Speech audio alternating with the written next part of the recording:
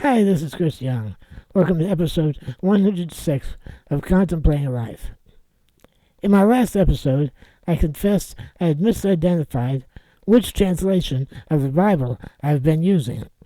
So I thought I'd take a deep dive into various translations to figure out how I got confused about which version I was using. The Bible is a collection of works written over the course of centuries by various authors and compiled by various editors. Scholars believe that the earliest pieces of the Hebrew Scriptures, known to Christians as the Old Testament, were written between the 10th and 8th centuries BCE. The newest book of the Hebrew Scriptures is probably 2nd Maccabees, written about 150 to 100 BCE. It's among the deuterocanonical, or apocryphal books that many Protestant Bibles don't recognize. The book of Malachi is probably the newest book of the Old Testament recognized by Protestants, and it was written around 300 BCE. Some of Paul's epistles, most notably 1 Thessalonians, date to around 52 CE. Mark was written around 60 to 70 CE. Matthew and Luke written around 80 to 90. And John's Gospel, as well as Revelation, were written around 90 to 100 CE. The earliest manuscripts we have are fragments from John, dated around 100 to 150 CE. The earliest Old Testament manuscripts are from the Dead Sea Scrolls, dated from the 3rd century BCE to the 1st century CE. Therefore, there is a gap of perhaps hundreds of years between when the books were actually written and our earliest available manuscripts. The Bible was originally written in Hebrew, Greek, with portions of Daniel and Ezra written in Aramaic.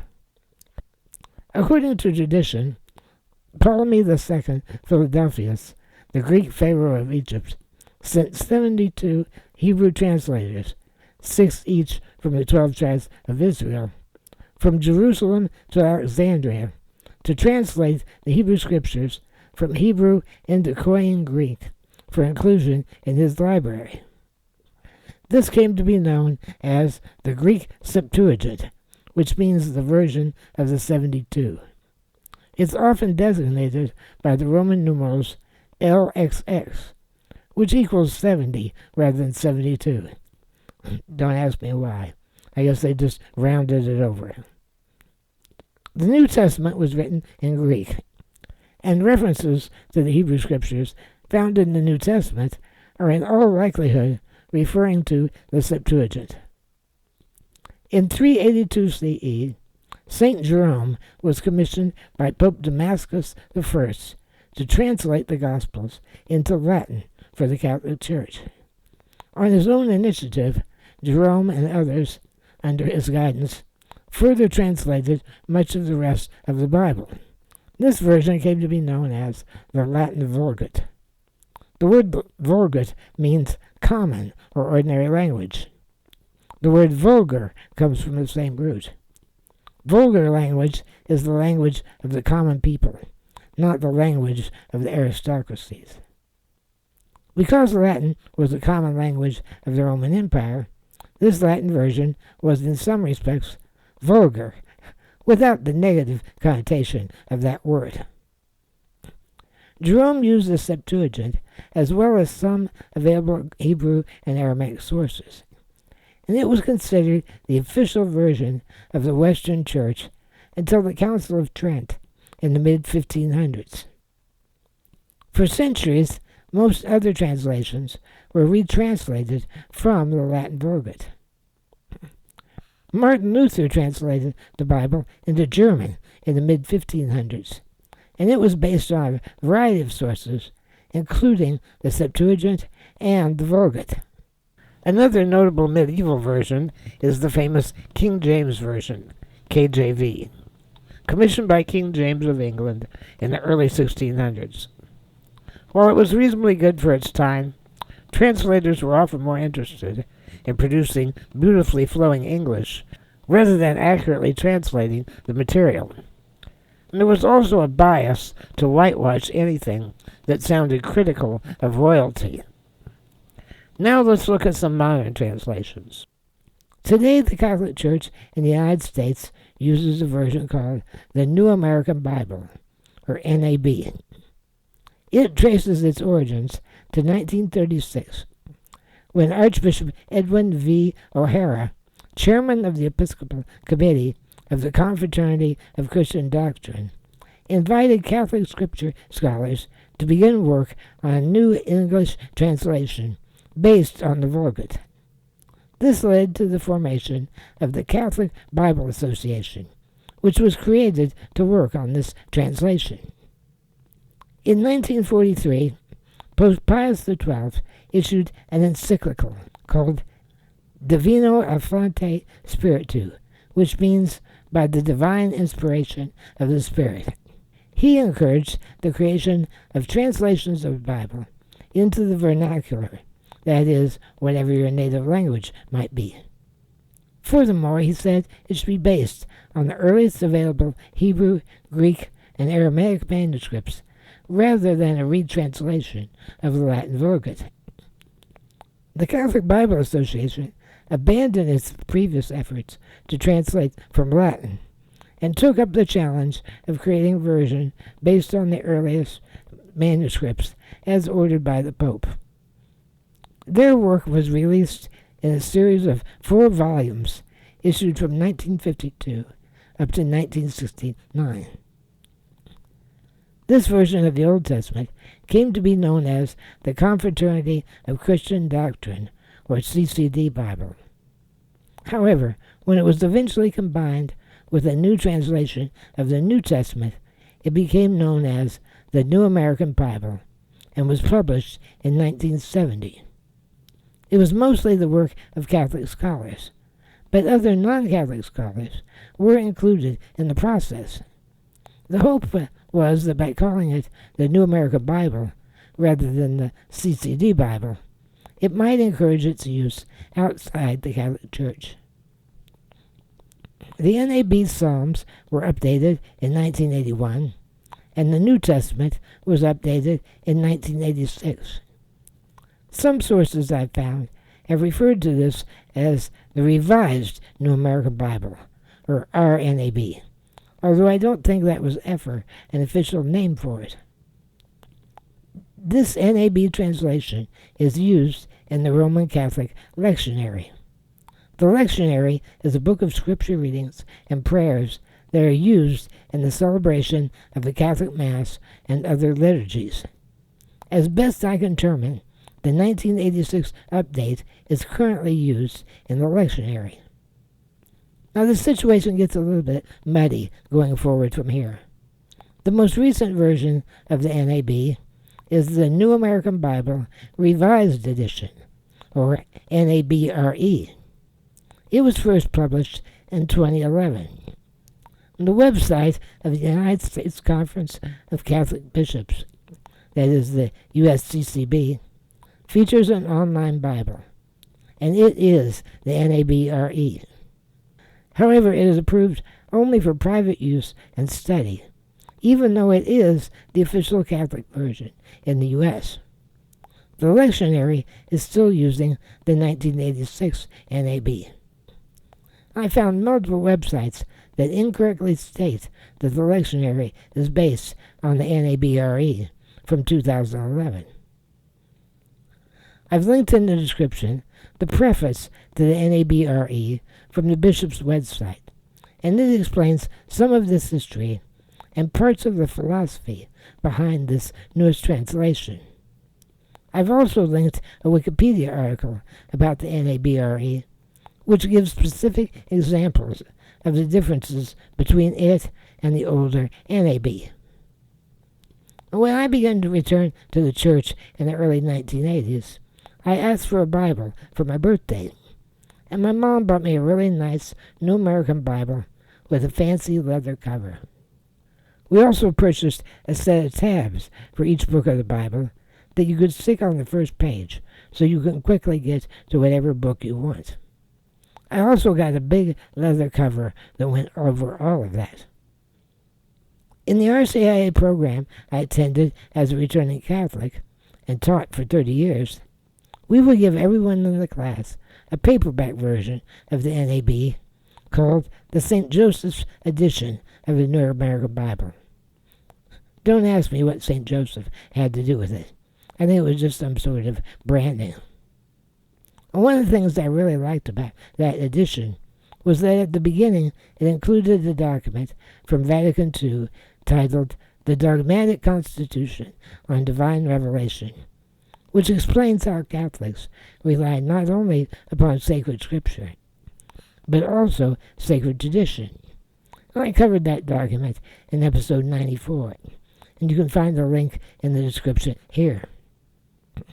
When my mother attended RCIA with me, she would sit next to me and turn the appropriate page in my Bible.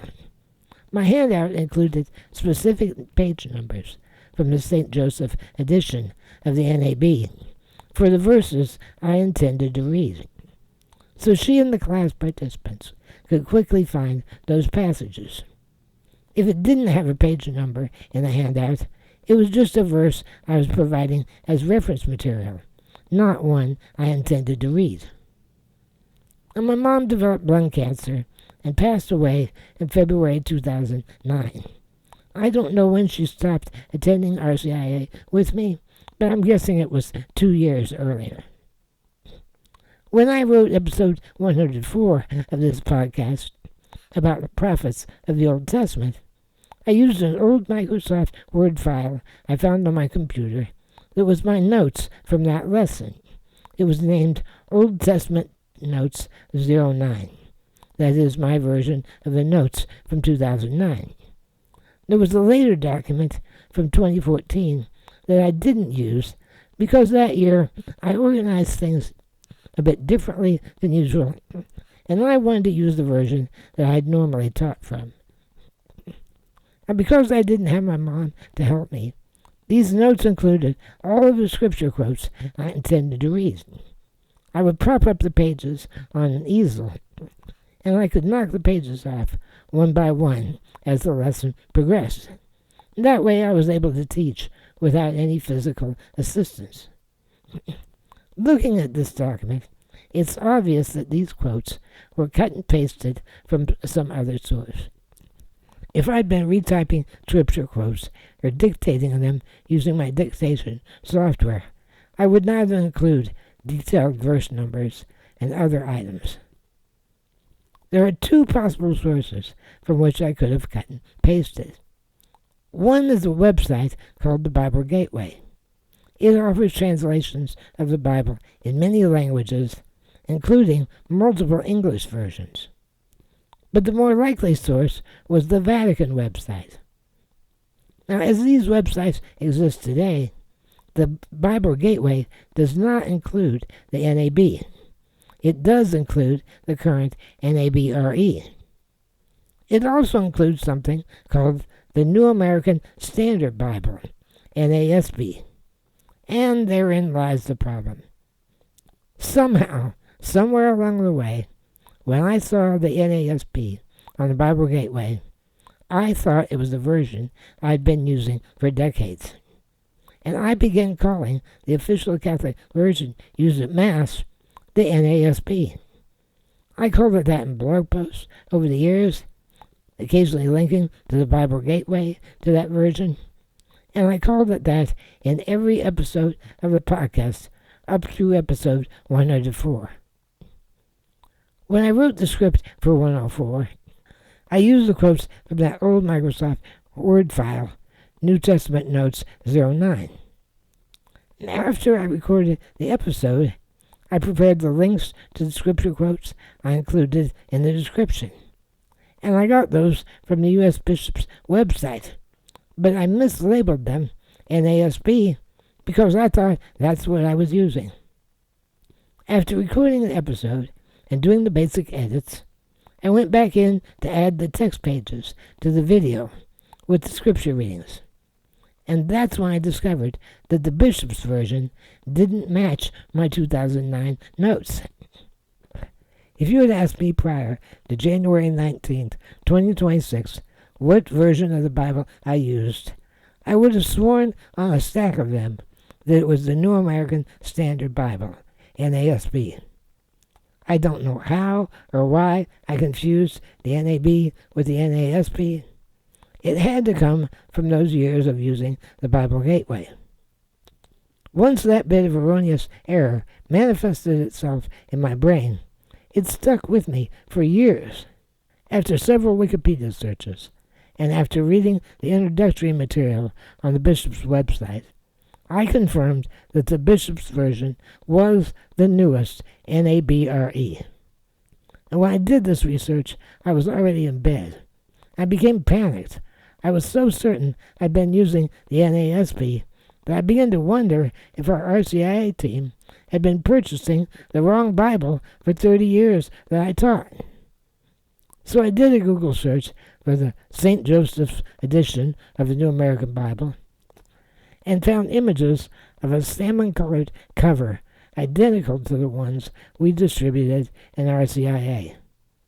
And when I got up the next day, I found an old RCIA Bible, as well as that fancy leather-bound Bible I'd received for my birthday decades ago.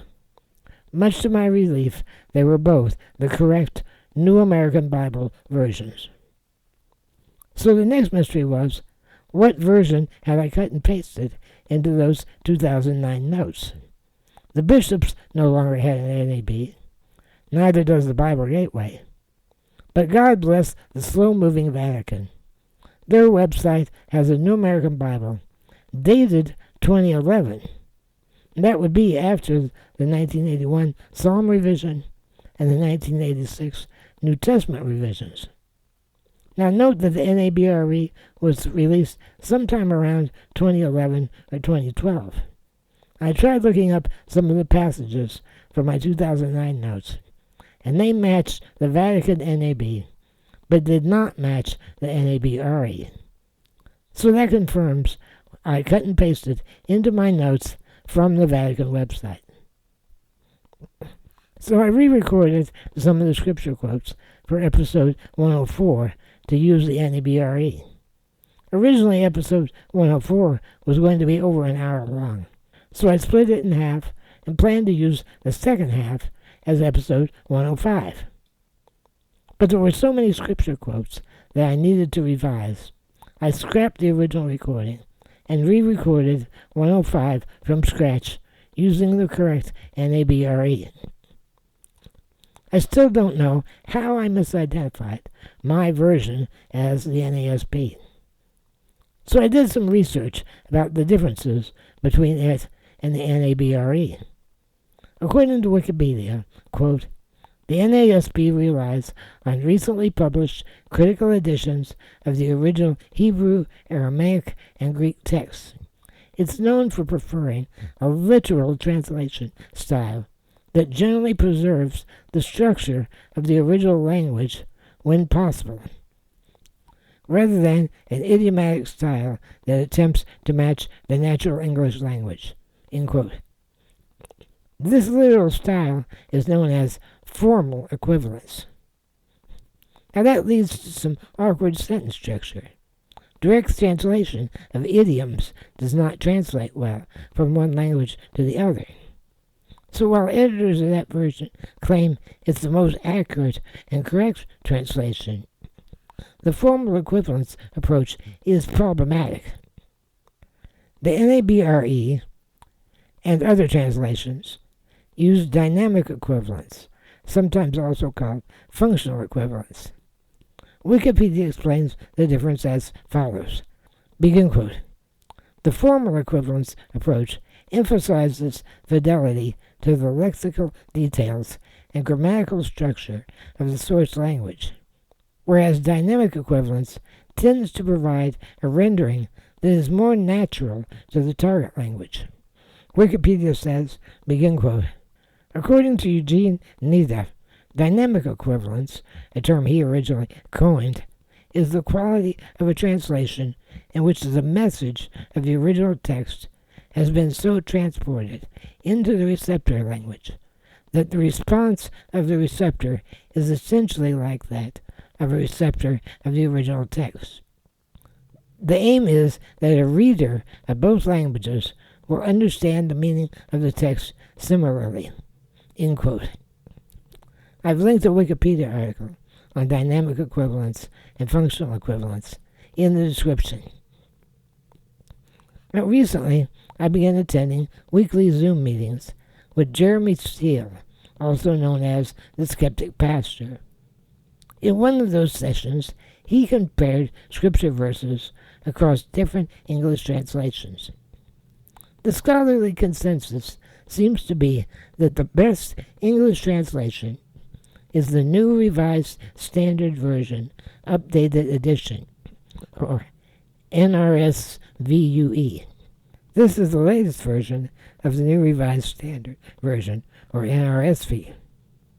The NRSVUE uses the better dynamic equivalence model. Pastor Jeremy compared the NRSVUE, which he prefers, to the New International Version, that is NIV, and the English Standard Version, ESV. He illustrated how those two versions suffered from evangelical biases. I chimed in on the discussion by quoting the Catholic version from the bishop's website. Unfortunately, I misidentified it as the NASB instead of the NABRE, and I corrected my mistake in the following week's Zoom gathering. By the way, Pastor Jeremy interviewed me for his January 11th podcast, and I provided a link. I had a blast appearing on his show. Also, he just came to Indianapolis for a meetup, but unfortunately, the weather was too bad and I wasn't able to attend.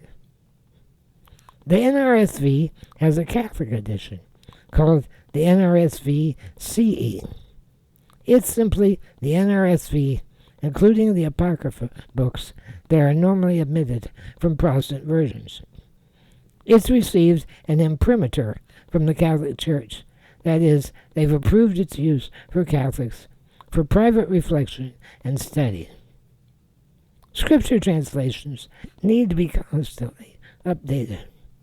New manuscripts are discovered. Scholarly consensus evolves. The English language evolves. Words don't mean the same thing they meant just a few decades ago. The Catholic Bible Association is working on yet another revision, scheduled for release on Ash Wednesday in February 2027. It'll be approved for use in the lectionary at Mass, as well as for private reflection and study. It will be called the Catholic American Bible, or CAB. I guess they gave up on the idea that this Bible had a market beyond the Catholic Church. So anyway, I screwed up. I didn't know what Bible I was reading from, but I think I've straightened it out now, and this was fun taking a deep dive into various versions. So as always, if you find the podcast educational, entertaining, enlightening, or even inspiring, consider sponsoring me on Patreon for just $5 per month. You get early access to the podcast and other exclusive content. I'm not in this for the money, but every bit helps. As always, my deepest thanks to my financial supporters. That means more to me than words can express. And if you can't provide financial support, just link the podcast so I can grow my audience. I just want more people to hear my stories. All the back episodes are available, so check those out. Leave me questions or feedback wherever you find the podcast. I'll see you next time as we continue contemplating life. Until then, fly safe, everyone.